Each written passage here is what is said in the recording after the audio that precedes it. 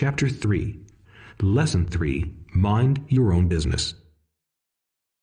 The rich focus on their asset columns while everyone else focuses on their income statements. In 1974, Ray Kroc, the founder of McDonald's, was asked to speak to the MBA class at the University of Texas at Austin. A friend of mine was a student in that MBA class. After a powerful and inspiring talk, the class adjourned and the students asked Ray if he would join them at their favorite hangout to have a few beers. Ray graciously accepted. "What business am I in?" Ray asked once the group had all their beers in hand. Everyone laughed, my friend said.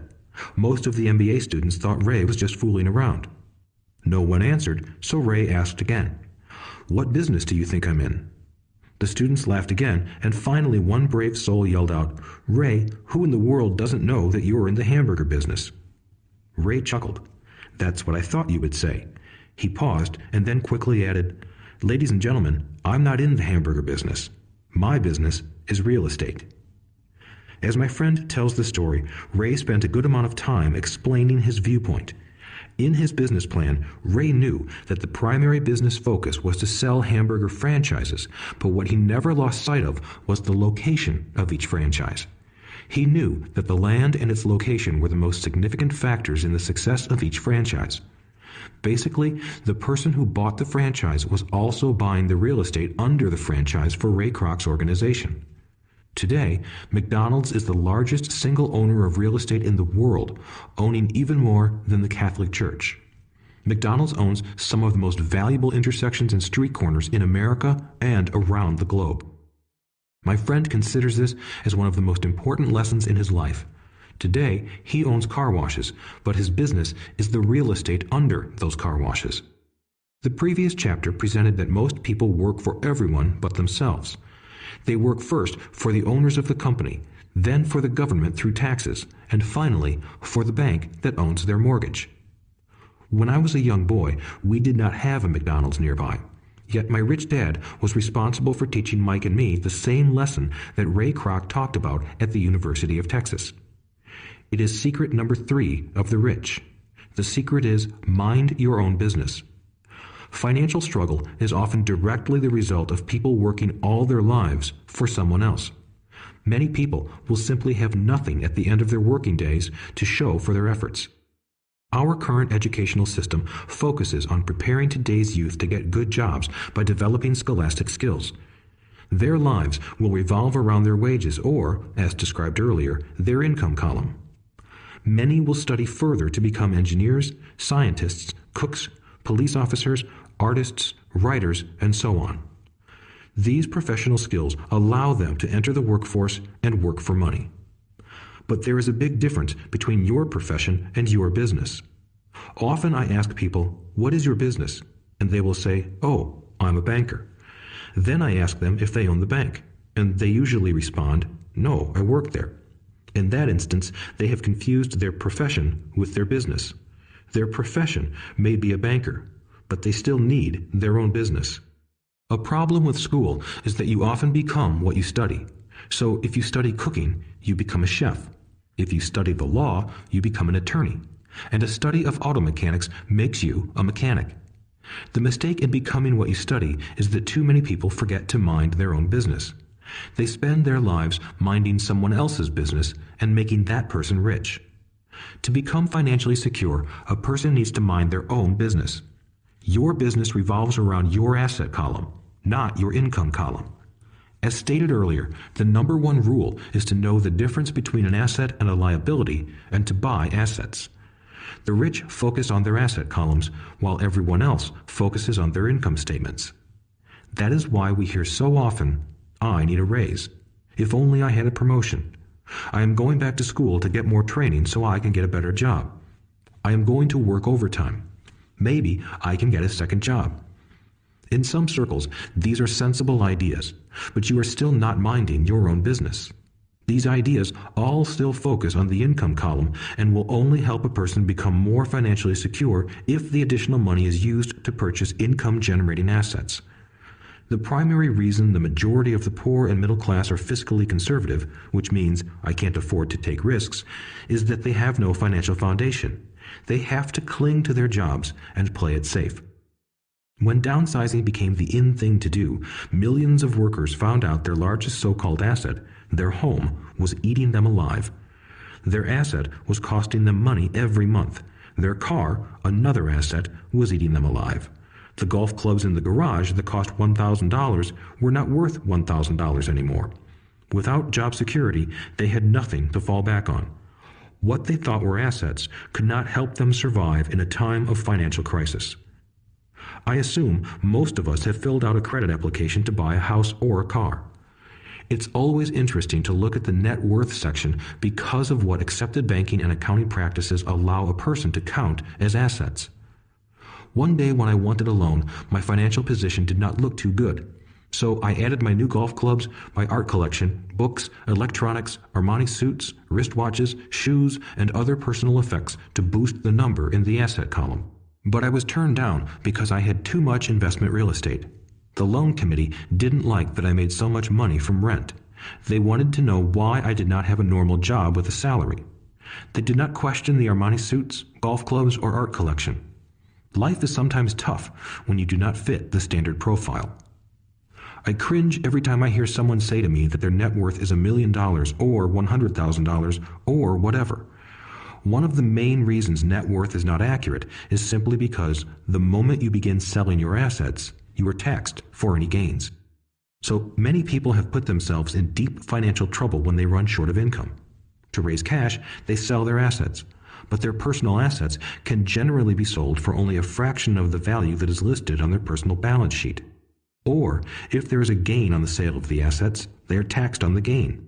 So again, the government takes its share, thus reducing the amount available to help them out of debt. That is why I say someone's net worth is often worth less than they think. Start minding your own business. Keep your daytime job, but start buying real assets, not liabilities or personal effects that have no real value once you get them home. A new car loses nearly 25% of the price you pay for it the moment you drive it off the lot. It is not a true asset even if your banker lets you list it as one. My $400 new titanium driver was worth $150 the moment I teed off. Keep expenses low, reduce liabilities, and diligently build a base of solid assets. For young people who have not yet left home, it is important for parents to teach them the difference between an asset and a liability. Get them to start building a solid asset column before they leave home, get married, buy a house, have kids, and get stuck in a risky financial position, clinging to a job and buying everything on credit. I see so many young couples who get married and trap themselves into a lifestyle that will not let them get out of debt for most of their working years.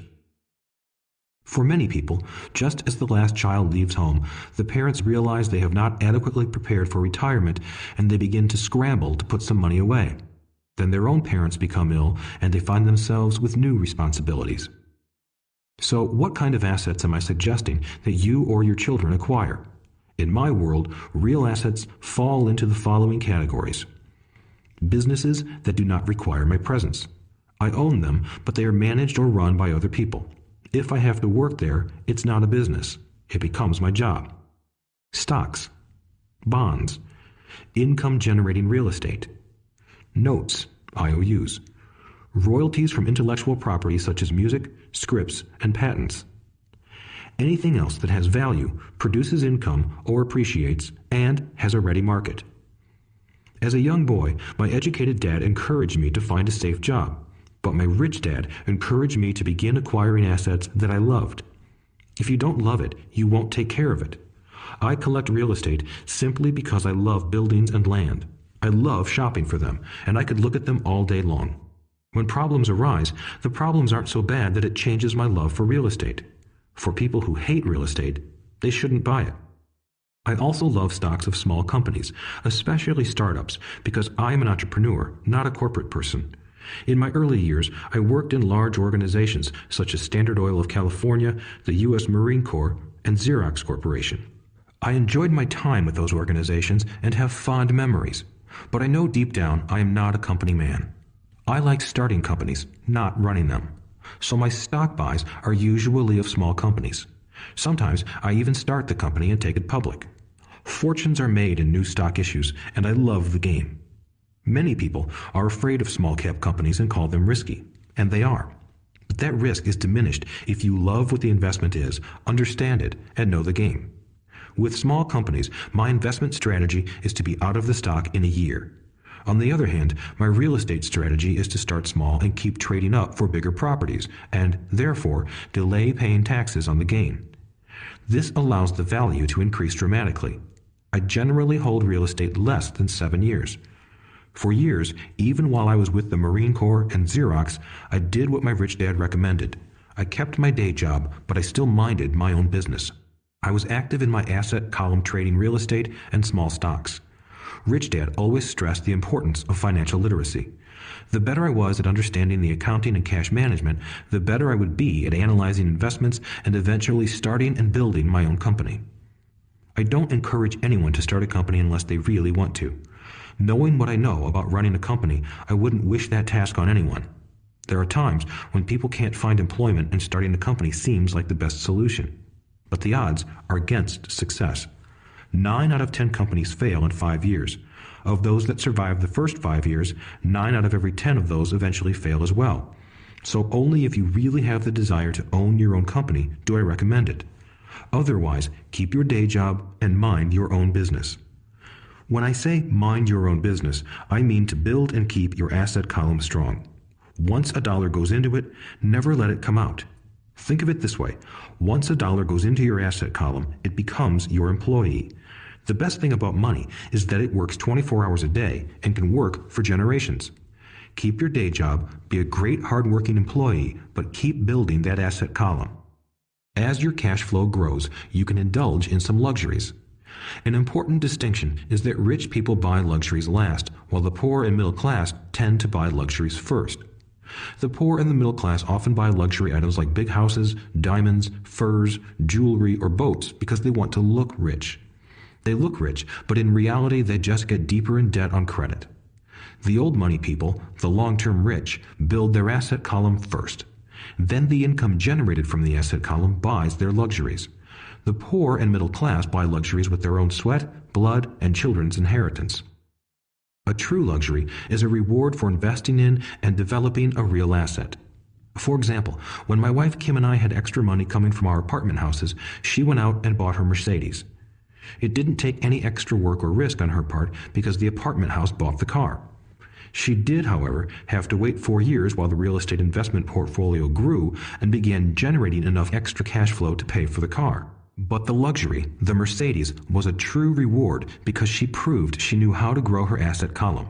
That car now means a lot more to her than simply another pretty car. It means she used her financial intelligence to afford it. Instead, most people impulsively go out and buy a new car or some other luxury on credit. They may feel bored and just want a new toy.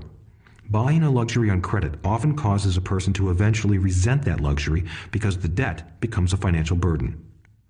After you've taken the time and invested in and built your own business, you are now ready to learn the biggest secret of the rich, the secret that puts the rich way ahead of the pack.